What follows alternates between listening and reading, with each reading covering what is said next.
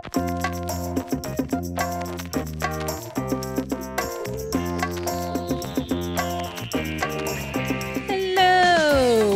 to the Glitter Boom Girls podcast. I'm Robbie-Ann McPherson on the East Coast. And I'm Amy Asbury on the West Coast. We hope you guys are doing well, and welcome to our little show. So today, y'all might not know that Amy and I are both authors.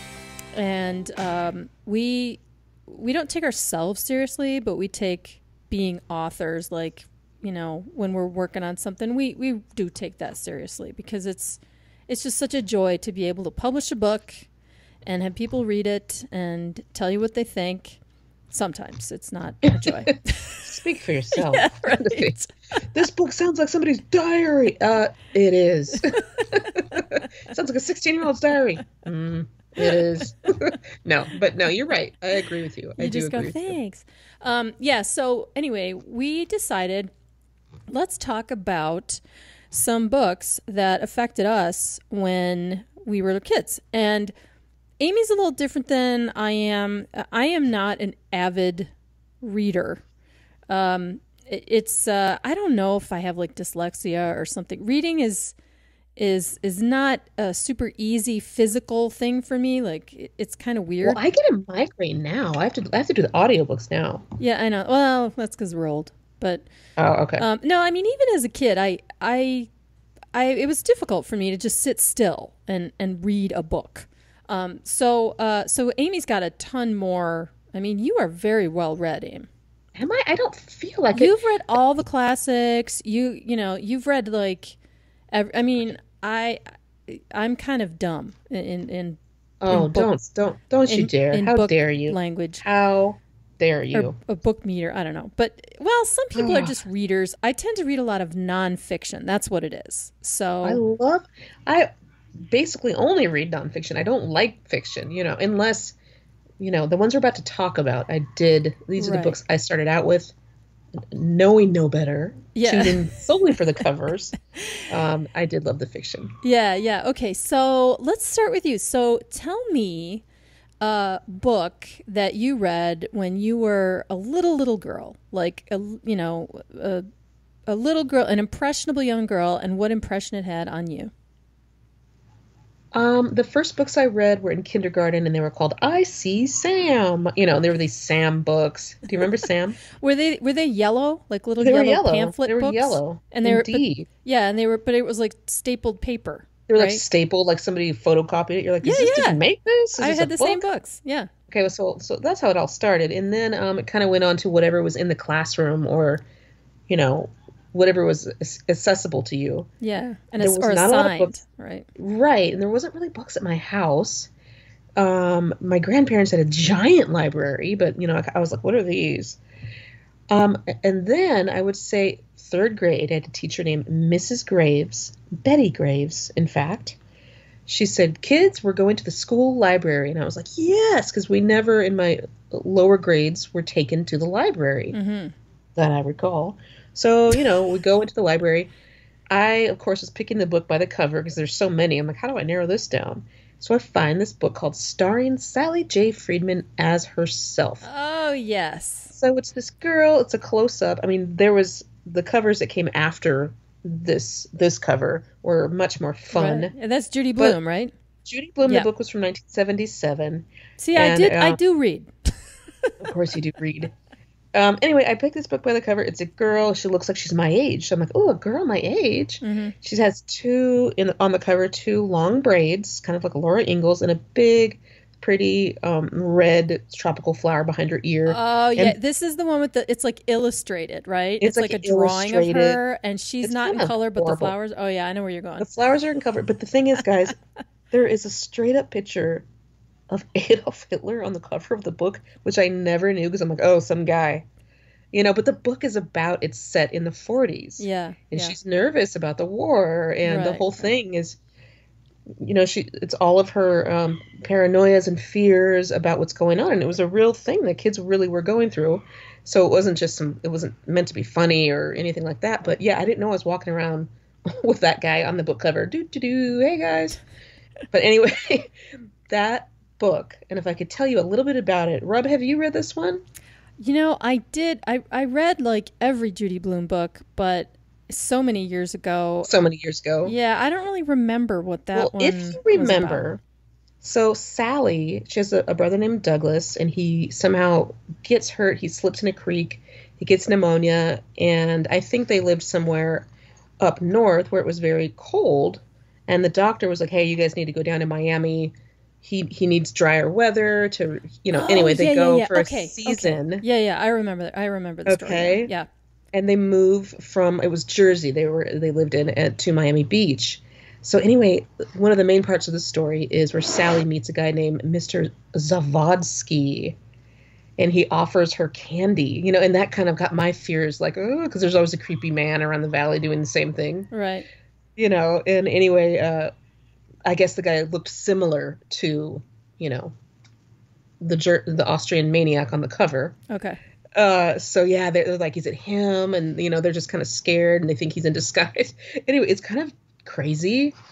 And I actually ended up learning about so much about the war, about so many different things that I never would have had access to had I not picked up this book.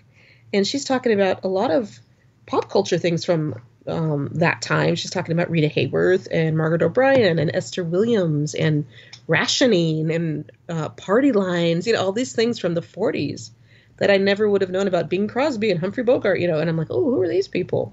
So really, really neat story. And I thought, wow, she's just like me. She's curious. She's scared. She makes up things in her head. She's, just all the things she does, all the friends she has. But, and also just afraid her father's going to pass away or afraid something's going to happen in the war. I really ended up really relating to her as a character and actually learning quite a bit at 8 years old from this wonderful book. Wow. I loved it, guys. So this is like a it was an eye-opening book for you. I thought, wow, because if you think about it, you're at your house with your parents. Whatever's on the television is another little area you can go in the world. Oh, where's that?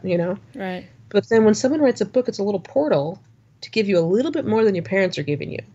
That's how it is with me, or your teachers. And you can get a little further out there with each book you read and go a little bit more down different tunnels. So this was one of the tunnels. She's learning about how babies are made. And I didn't really understand a lot of the things in here, but her mother drinks something and gets a little tipsy. And I was like, ooh, what's that mean? Just all these things that my mom probably would have been like. Actually, my mom ended up getting really upset when Judy Blume started to get banned in the 80s. Oh. Because she bought me, she's, wow, my daughter's rereading this book over and over and over. And I was like, Mom, can I have some more books?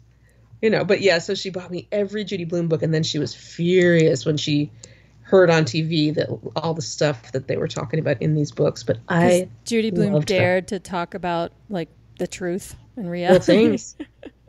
And then the second one would be right after Are You There, God? It's Me, Margaret, which was from 1970, way before that. You read that one. Oh yeah, we must increase our bus. No time. But that one, no time to say hello, goodbye. We must increase our. Oh yeah, that's right. Remember the girls at the slumber parties? They would all push their hands together and do these exercises to make their bra size bigger. Their pectoral muscles. Yeah, and they would chant, "We must increase our bust." What was their club called? Oh, I think it was just like the first letter of their names or something. But there was that was a now. Isn't it interesting how?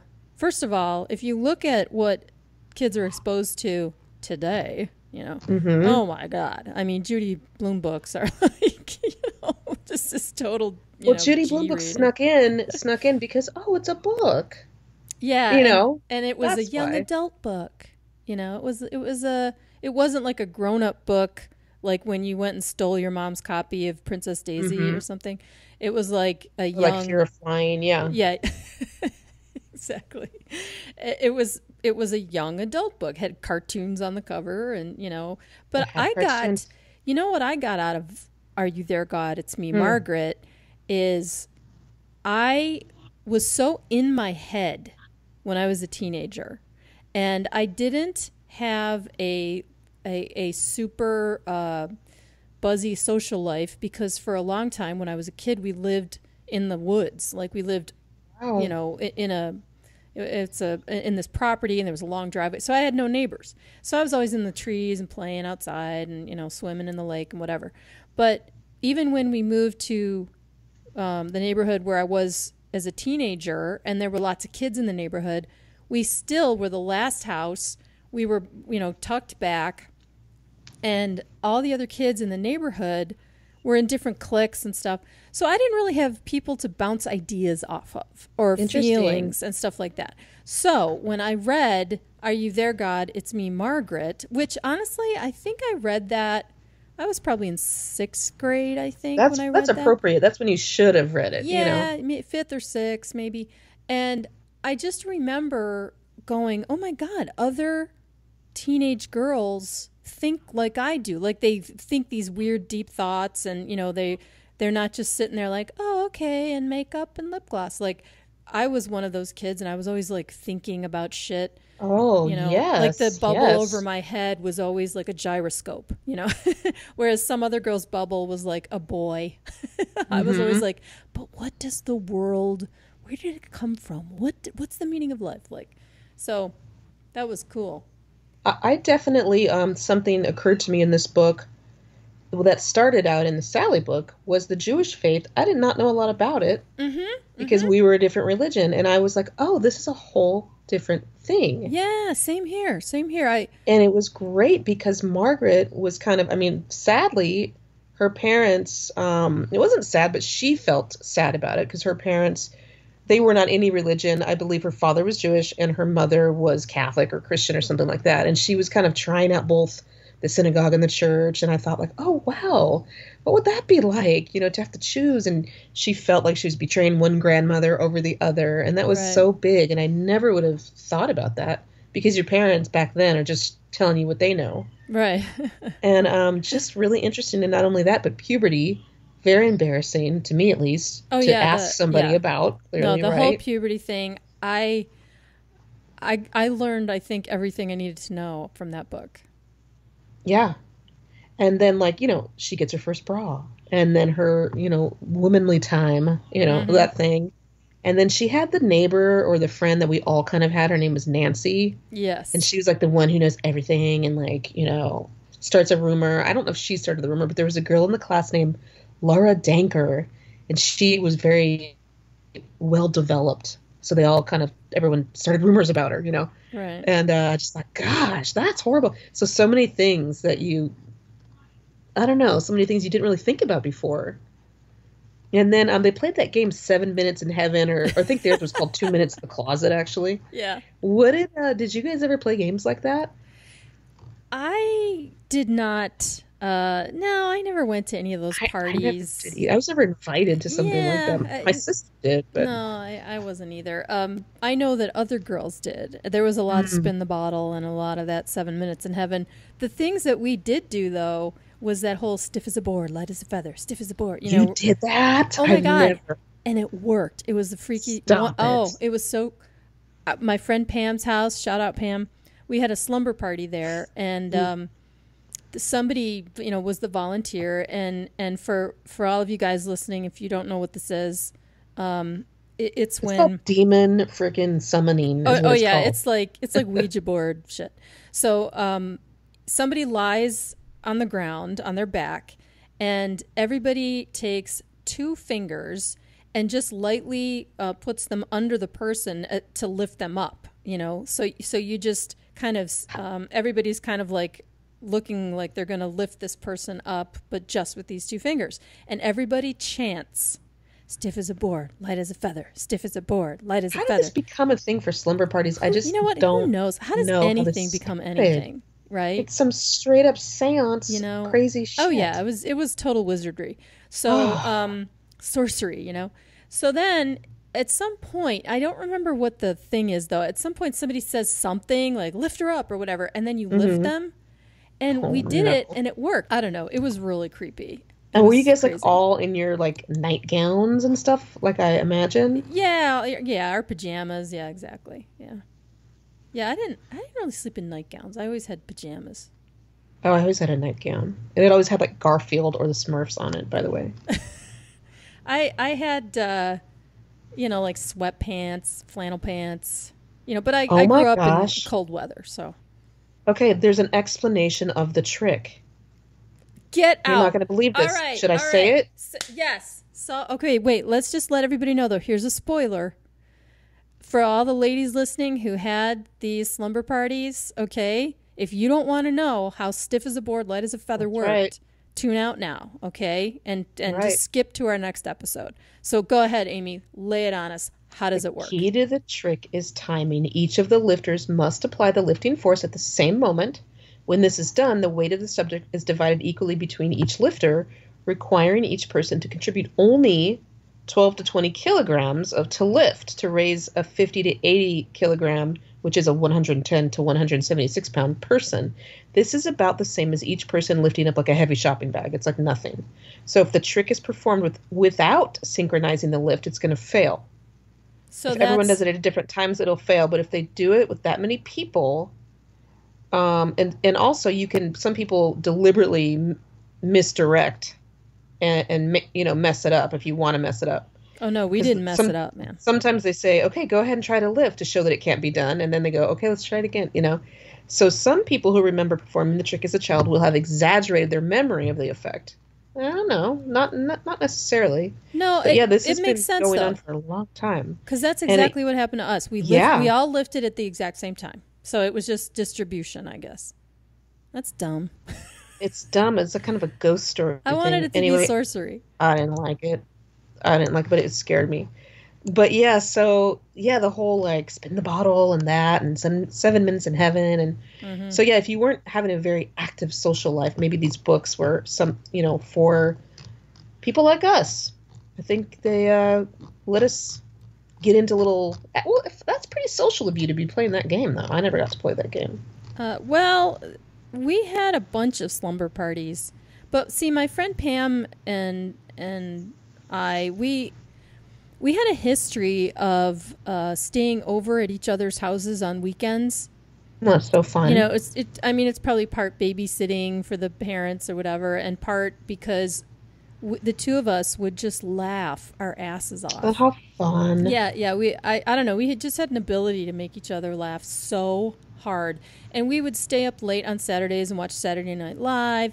And we would get all jacked up on Pepsi and candy and cookies and junk food. That is delightful. Yeah, it was really fun. Yeah. I had that with my friend Erin, my friend Liz, it was just so much fun.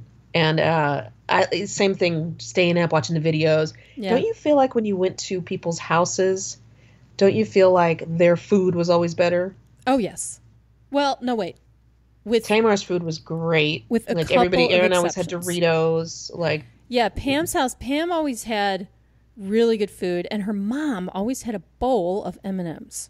A bowl of M&Ms? There was always a bowl of M&Ms around. And her mom she loved to cook, so there were always these elaborate meals and wow. Yeah, there was always better food. But there was always that one household, though, where you went over there and all their stuff was like bulk co-op crap, and it was all like oats and I didn't have one of those. Yeah. Oh, I did.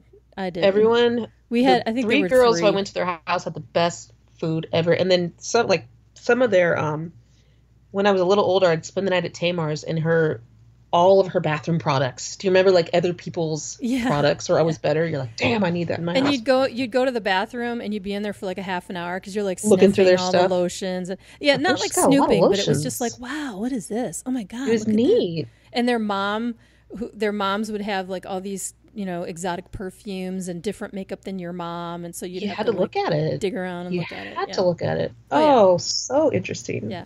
Oh, but we digress. We digress. Yeah, so yeah, anyway, that was Are You There? Gotta See Me, Margaret. And books like that, I think at that time Judy Blume may have written 10 books as such. Yeah. But it made it a little easier to go into puberty, remembering these things that Judy Blume talked about. And she did one on divorce called It's Not the End of the World. And my parents did not get divorced until a little bit later, but I really felt all the feelings of the girl in the book. Everything. Wow, what would this be like? Yeah. So you just learn a lot from these books. One of the earliest actual like books that wasn't like a little kid reader, the series that I really remember kind of sparking a lot of recognition in me was the Ramona Quimby books by Beverly Cleary. She was just this like goofball of a kid, and I was a complete goofball, and she bumbled into all these goofy circumstances and mistakes. Like one I remember so vividly, and I still think about to this day because I actually did it. No. Yeah, she was supposed to go out for the bus in the morning, and her mother had to leave for some reason before. So her mother goes over with her in detail everything she needs to do. She's got to lock the door, remember your lunch, blah, blah, blah. And she goes, Ramona, you have to leave at 8:15. You have to go at 8:15. That's when you go out to the bus, And so Ramona's like, okay. So then her mom leaves, and Ramona's sitting there, and like the clock's ticking, and she's like kicking the chair, waiting. And she goes, okay, well, a quarter is 25 cents. So at 25 minutes after 8, that's when I go for the bus. And she misses the bus, of course, and then all this hilarity ensues. But I mean, I literally did that when I was a kid. That's like, so cute. I just did dumb stuff like that where, and that's where oh, no, Robbie, oh, no, you missed the bus. Like, that was my mom, just going, oh, my God, what did this kid do now? Like, I was always getting stung by bees and, it's just so cute. Some crisis. So and was Ramona a redhead? I feel like she was a redhead. No, I don't think so. I think she had brown hair. She had brown hair, and it's interesting that these were written in the 50s because they would re-release the covers and they would be fresh as a daisy. They still applied. Oh, yeah. You know what? In the absence of technology, that's the only thing that's really, it's like Brady Bunch episodes. Like, even though they're dated, you still relate to what's going on and the feelings and the people and the characters. And her character, Ramona, is so vivid, and you love her. It's like, oh my God, this kid, But I just remember she had a doll named Chevrolet. She loved car names. Yes, that's exactly like. That's just so cute, That's exactly what. And then she took a bite, one bite out of a whole bunch of apples. Like she just did right, she, like a giant pint of apples, happen. And she took one bite out of each one. Now that was totally me when my mom would get a box of candy. Like the fancy candy from somewhere, like my dad or somebody. And I would open the box, and I would shove my little tiny thumb in the bottom and see what was in each one. So my mother would take out the candy and, put it up to her mouth and see there was this tiny little thumb smush, indent. Busted. Oh, no, Robbie, what did you do to my candy? Because I didn't I only liked, the caramels. I liked the truffles and the vanilla creams. Those are my favorite. But if it had so you were testing them out? Oh yeah. Yeah, if it had the cherry in it, I didn't want it. If it had the coconut, I didn't want it. And the maple one I wasn't crazy about. So I would smush my thumb in the bottom and be like, oh no, that's cherry. Smush my thumb in the bottom. Oh no, that's nougat. Oh no, Robbie. Totally. Yeah, so I loved those Ramona books. I related to them a lot. In fact, I was thinking the other day. Tell me what you think about the same. Mm-hmm. And you guys think about this too, because I'm interested in the hive mind opinion about this. What do you think about rereading those books now? Like, should I? Because I sort of feel like, oh, I want to relive, I want to revisit. But in a way, I'm like, okay, first of all, I'm way too old. Second, they should just live in my memory. I don't know. Is that weird? Is that weird to go and reread these books? I reread Blubber, another Judy Blume book, to my boy as a bedtime story maybe 2 years ago. Well, yeah, but that doesn't count because he's appropriate age. I'm just saying, I read it. I ended up reading it. And I thought, wow, this is brilliant. And at first I thought, oh, I don't want to reread it and have it be like fall flat. No, it was in my head. It was brilliant. It was great. Okay. All right. I'm going to do it. It was great. I'm going to do it. I'm going to reread a couple of my favorite Ramona books. I actually really still liked it. And I even saw things that I didn't understand or get before. So you might actually think it's super cool to do that. Okay. You know what? I will. Mm-hmm. The other one, which is super common, I know, but I think that's for a good reason. When I was in 6th grade, so 79, I tackled the Chronicles of Narnia series. Oh, what a great one. And, and I read it in the winter. Perfect. And just to give you a place and time, like Tragedy by the Bee Gees was on the radio, and it was like really cold and it was a bad winter. Yeah. It was brutal. And we were living in this isolated woodsy house. So I spent a lot of time by myself in my room. And these books, that first book, The Lion, the Witch, and the Wardrobe, C.S. Lewis just paints pictures with words. Like I was in another world. It was almost like when I was reading it, I fell asleep and I was dreaming. Dreaming it. I was in this land. It was so compelling. And I think I stayed up till like 2:00 in the morning one night because I couldn't stop reading it. My mother's like, "Well, you go to bed."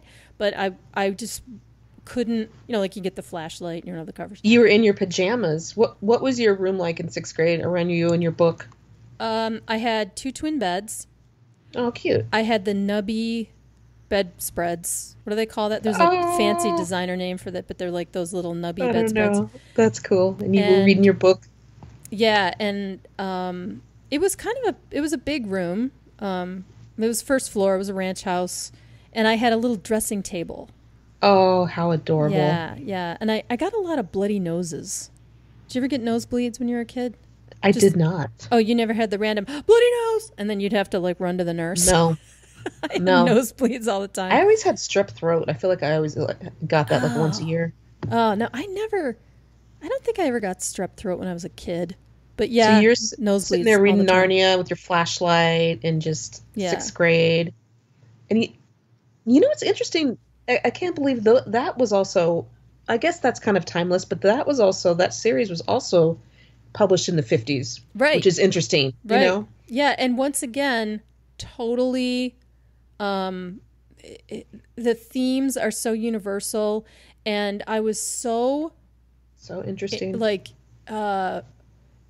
course, when you get older and you really get into especially with C.S. Lewis, he's always writing with these subtexts and everything. But oh yes, he had these religious themes and God and kingdoms and Aslan. Stuff.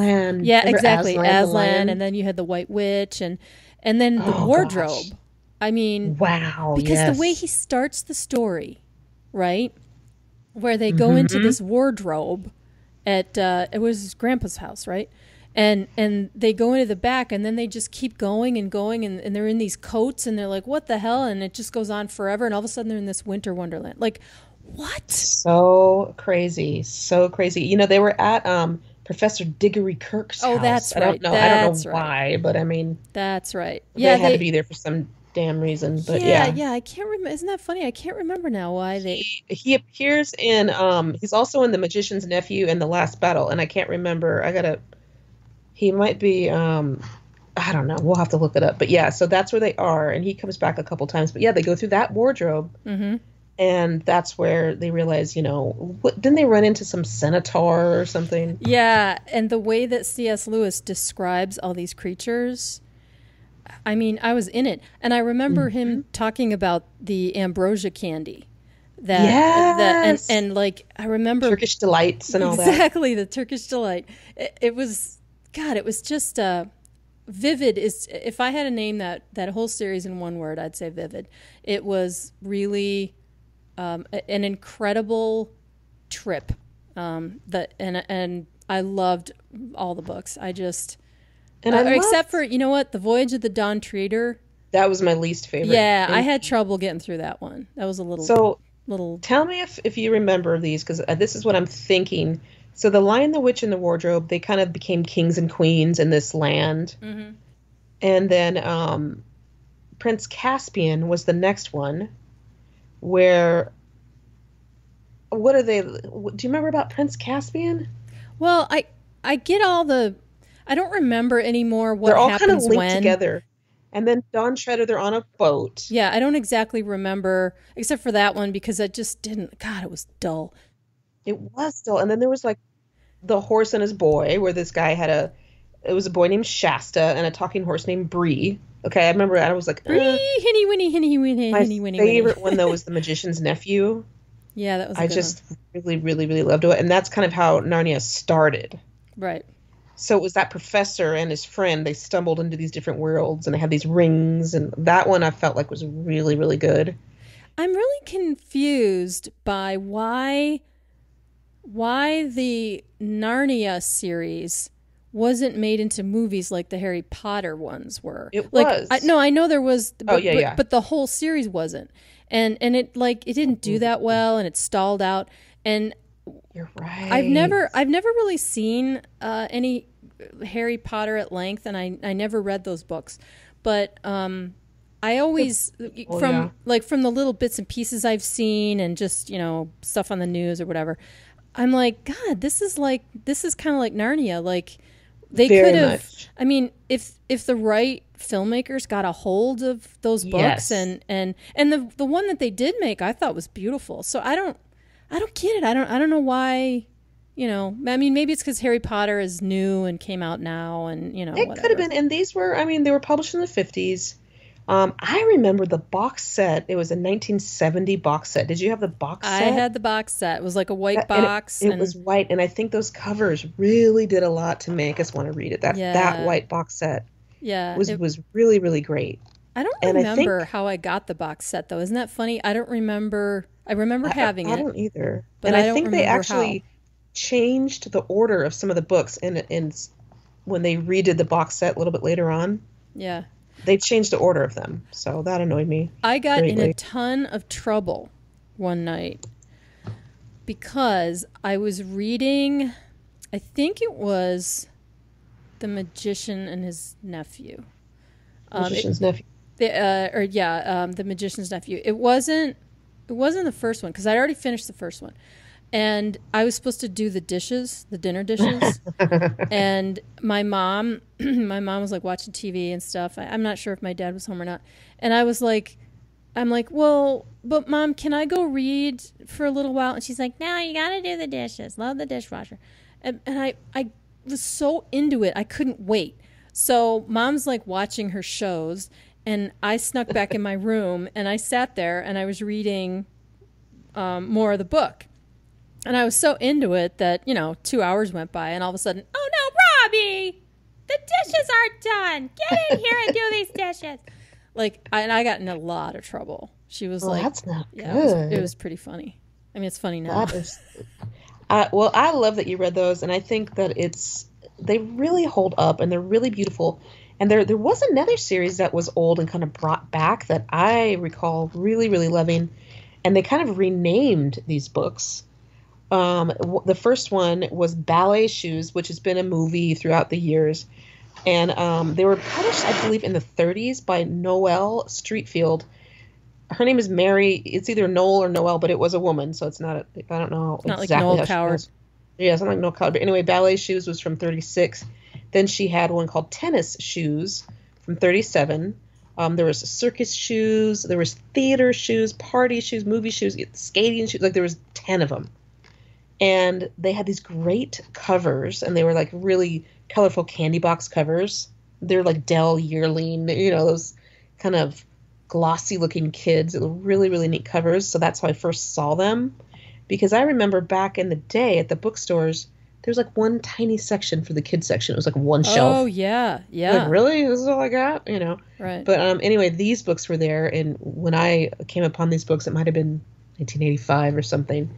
But they were all about kids on the stage, doing stage training. They were all kind of around the First War. They had similarities, but most of them were kids who were recently orphaned, Oh or God. they were all in the performing arts, or they were like sports prodigies.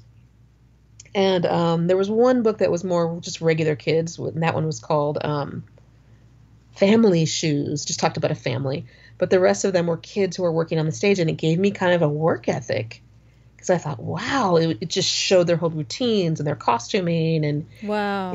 it talked about a lot about different Shakespeare plays, and then I'd go look up Shakespeare plays, and my hippie parents are like, huh?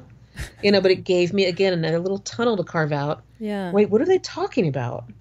And Oh, I these wish I'd pieces of known about music. those. I never heard of those books. Oh my I gosh, would have well, probably loved those you books. would have loved them. They were re-released. Well, you weren't a kid anymore when they were re-released, so they would have gone right past you. But I you know see. what I So they were mean? sort of like, it was like 1917 or something, and then boom, Boom in 1985. the 80s, Oh, 85. okay, Yeah, okay. and then it just hit someone my age. I was 11. I Yeah, almost yeah, missed yeah. it too.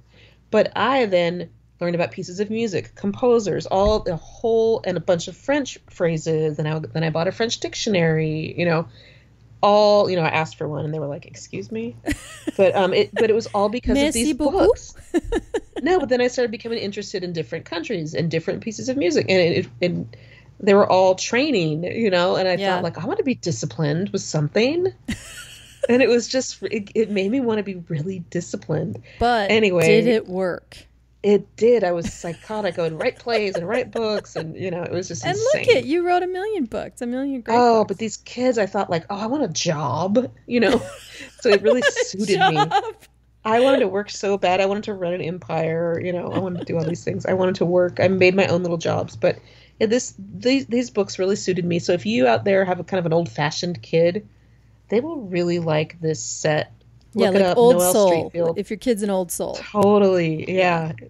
And if you're a super hippie and your kid's like Alex P. Keaton, like I was, they'll love these books. Oh, I love that, Aim. Super cute. Now, did Yeah. you have any book that like totally throw you for a loop to where it like made you upset, or did you read any Oh, yeah, books the like other that? way. Yeah, yeah. Oh my gosh. There's a book called The Bear's House by The Marilyn Bear's House. Sachs. Oh Oh, my. OMG. I read this book. Let's see. I was probably seventh grade. Okay. Because my parents had already started splitting up. Like they Oh, were already split. I don't worst. remember what stage the whole divorce was in, but and it was a very, very dark time for me. And Oh, just it's terribly scary. And I know any of you guys whose parents have divorced, it it just because it's common doesn't mean that it's exactly. easy, or there's anything about it that's normal. And it was not easy in our family. So inexplicably, I don't remember if it was an assignment or if I just found this book in the library. I was in the library a lot.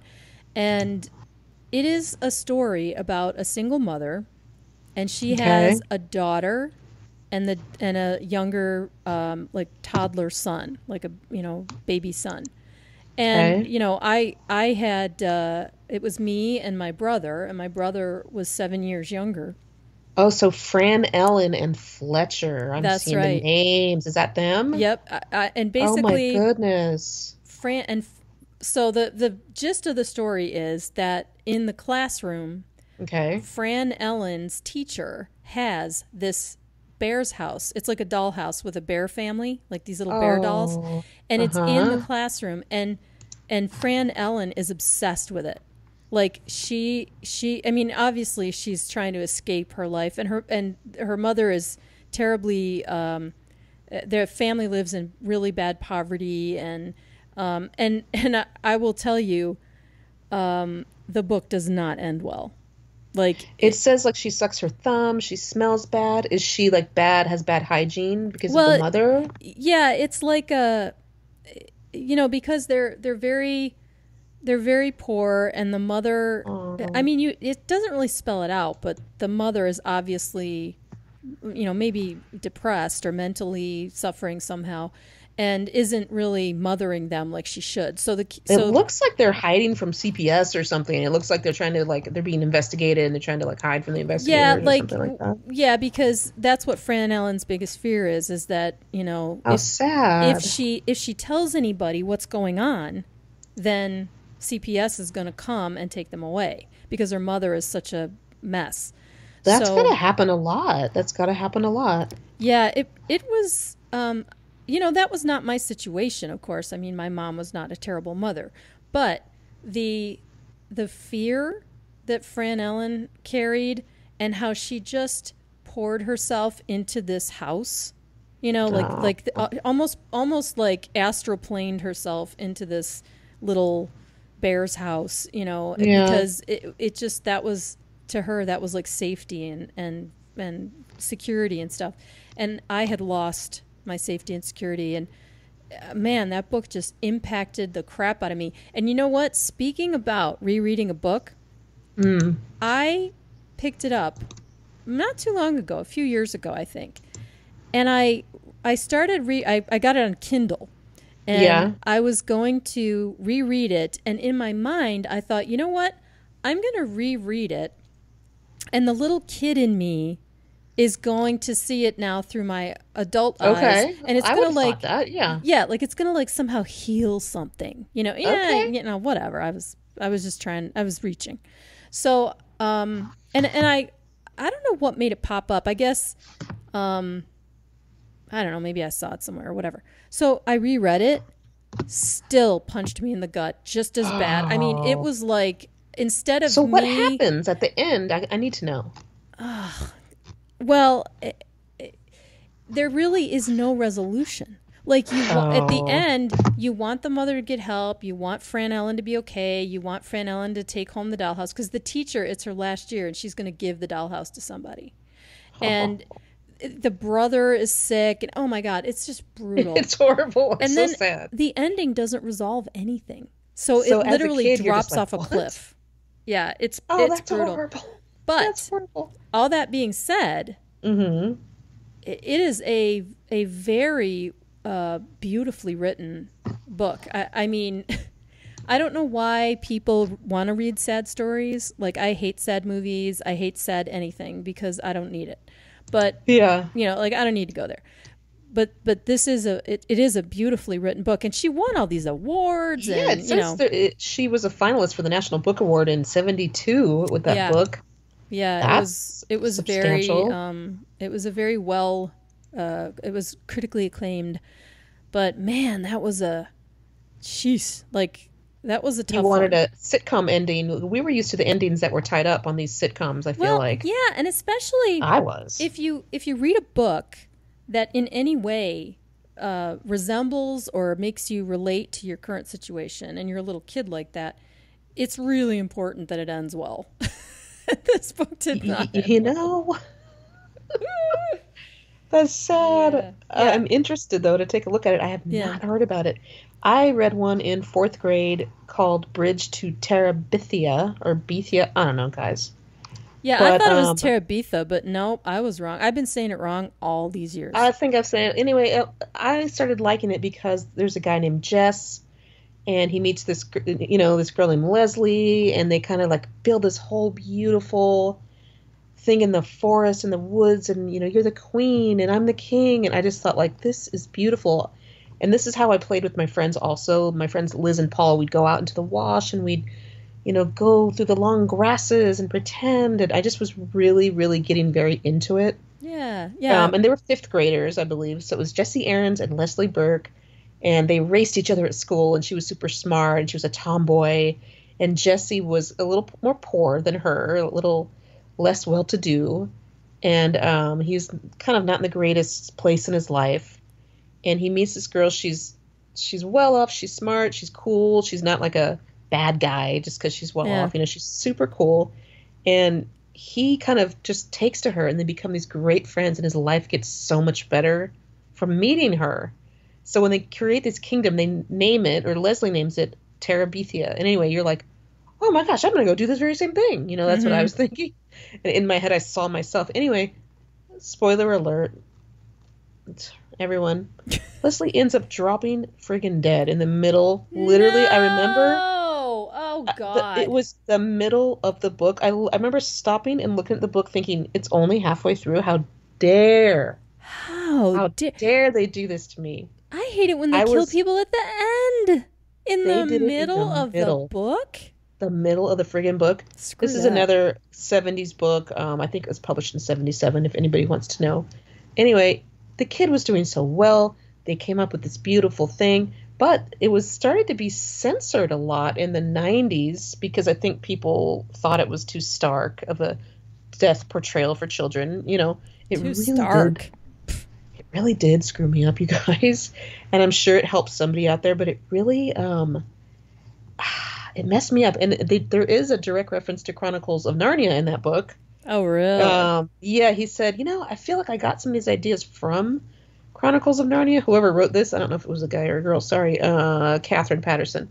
She kind of pulled from it, so she kind of paid it homage in the book. She's just like, she mentions it, that they're kind of doing a Narnia thing.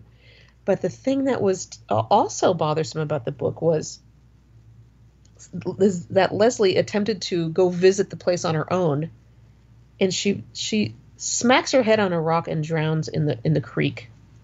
Which I was like, really? Because I always jumped over stuff. I was so mad. Oh, my God. And you know, that's the kind of book, I'm not joking. If I was like, 15 or whatever, reading that book, I would, as soon as she died, I would fling it across the room and not finish the book. I would throw the book in the garbage.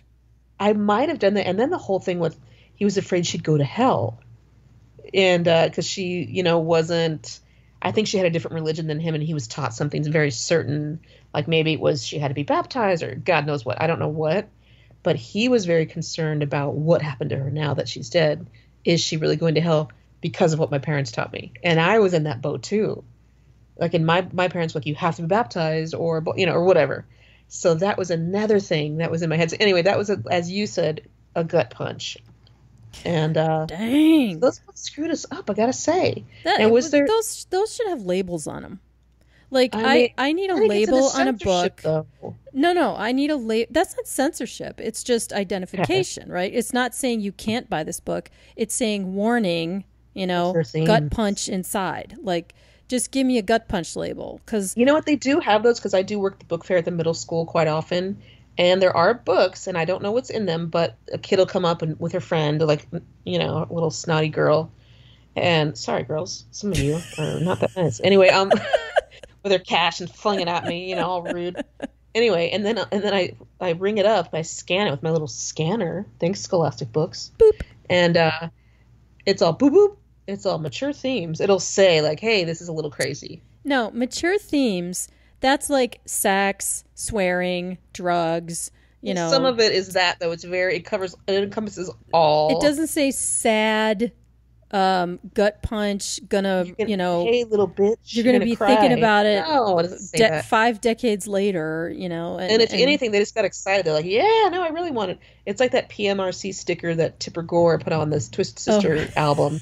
Which increased the sales right. like 50-fold. Which suddenly made everyone the parental advice. I was working at a record store when that all happened. Oh, is that right? Yeah, and oh my God, it was such a thing. Like the news came into our store, and there were parents, and we're all just like, dude, really? The Filthy 15, some of them were really bad, like those Prince, Darling Nikki. Like, okay, fine, that's pretty bad.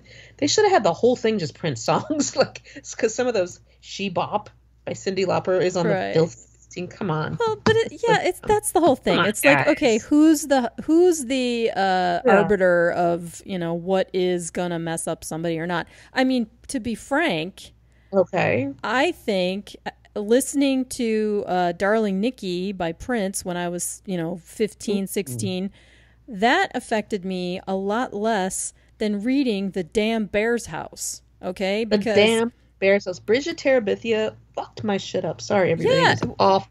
Well, thank you. And was there a warning sticker on the Bridge of Terabithia that said, this is gonna F your shit up? Like, come on, man.